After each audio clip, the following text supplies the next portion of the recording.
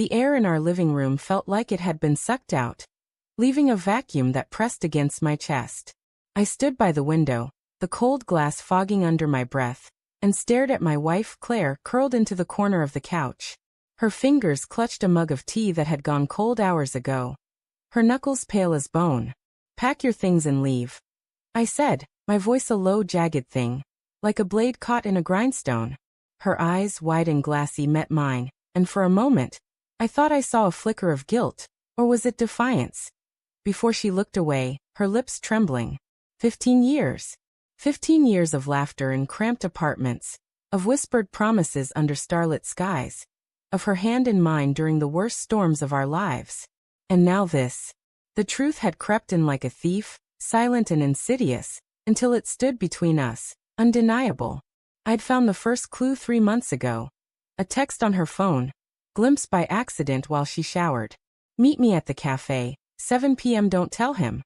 The name attached was Mark, her coworker, the one with the easy smile and the lingering glances I'd dismissed as harmless. I told myself it was nothing, just work, just my imagination twisting innocent words into something sinister. But doubt is a seed, and once planted, it grows. The house was too quiet now, the kind of silence that hums with unspoken accusations. The clock on the mantel ticked, each second a hammer against my skull. I remembered the late nights she'd come home, her hair slightly mussed, her excuses about deadlines and team meetings delivered with a smile that didn't reach her eyes. I'd believed her because I wanted to, because love is a kind of blindness. But then there were the receipts, crumpled in her purse, for dinners I hadn't been invited to, for hotel rooms I hadn't slept in. Each discovery was a cut, small at first, but deep enough to bleed me dry. "Why?" I asked, my voice cracking like thin ice. I hated how vulnerable it sounded, how it betrayed the rage and hurt clawing at my insides. Claire set the mug down, the porcelain clinking against the coffee table, a sound sharp enough to make me flinch. She stood, her movements slow, deliberate, as if she were navigating a minefield. Her auburn hair caught the dim light from the lamp, glowing like embers, and for a fleeting moment, I wanted to reach out, to pull her close and pretend none of this was real. "I didn't mean for it to happen," she said, her voice soft but steady, like she'd rehearsed the words. "It was a mistake, David. A stupid, selfish mistake." Her eyes searched mine, pleading, but there was something else there too, a hardness I didn't recognize. He was there when I felt alone. "You were always working, always distant. I needed someone to listen." The words hit like a slap, stinging with their half-truths. I'd been working long hours, yes, building a future for us, for the family we'd planned but never had. But distant? I thought of the nights I'd cooked dinner, waiting for her to come home. The way I'd memorized the lines of her face as she slept. "You're blaming me?" I said, my voice rising. The room suddenly too small to contain my anger. "You cheated, Claire. You lied. For months. And now it's my fault." She flinched, wrapping her arms around herself as if to ward off the accusation.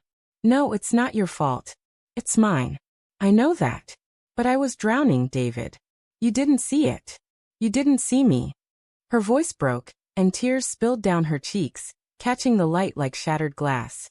I wanted to believe her regret, to let it soften the edges of my pain, but the image of her with him, laughing, touching, sharing secrets that were supposed to be ours, burned too brightly in my mind. I turned away, my hands gripping the windowsill until my knuckles ached. Outside, the street was dark, the neighbor's porch light flickering like a dying star. I thought of the first time I'd suspected something, 6 weeks ago, when I'd driven by her office late at night, unable to shake the unease that had settled in my gut. Her car wasn't in the lot, but I'd seen it parked 2 blocks away, outside a dimly lit bar.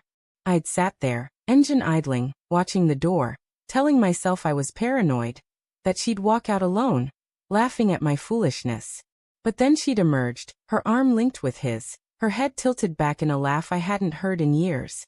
I'd driven home, my hands shaking, my heart a fist in my chest. "How long?"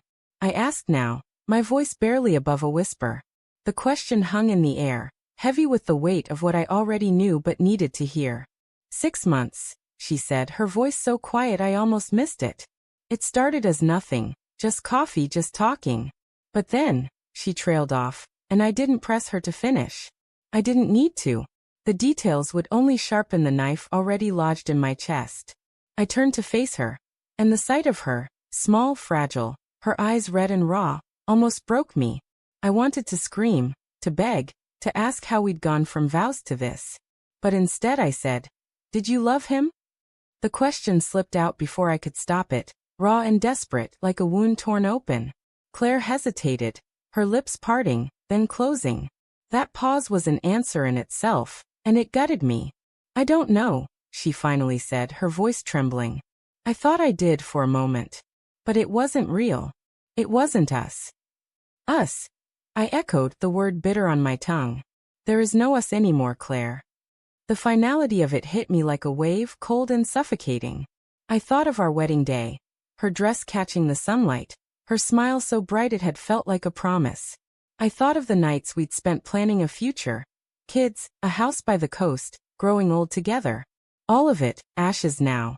She stepped toward me, her hand reaching out, but I backed away, the space between us a chasm. "Don't," I said, my voice hard. "Just don't." Her hand fell to her side, and she nodded, tears streaming down her face. The silence stretched, thick and unbearable, until she spoke again. "I'll go," she said, her voice barely audible. "I'll pack tonight." She moved toward the stairs, her steps slow, as if each one cost her something. I watched her go, my heart a tangle of love and hate, grief and fury. I wanted to stop her, to pull her back and start over, but the weight of her betrayal anchored me in place. Then I saw it, the glint of her phone on the coffee table, left behind in her haste. My pulse quickened, a sick curiosity clawing at me. I picked it up, the screen lighting up with a new message. "Mark," I told him. "It's over. Come to me." My breath caught, the words of fresh betrayal, sharper than the first. She hadn't ended it. She'd chosen him, even now. I set the phone down, my hands trembling, and looked toward the stairs where she'd disappeared. The house felt alive with secrets. Every creak and shadow a reminder of what I'd lost. But as I stood there, a new resolve hardened in me. I wouldn't let her leave to him. Not yet. I grabbed my keys, the cold metal biting into my palm, and headed for the door. If this was the end, it wouldn't be quiet. It wouldn't be clean. And it wouldn't be on her terms.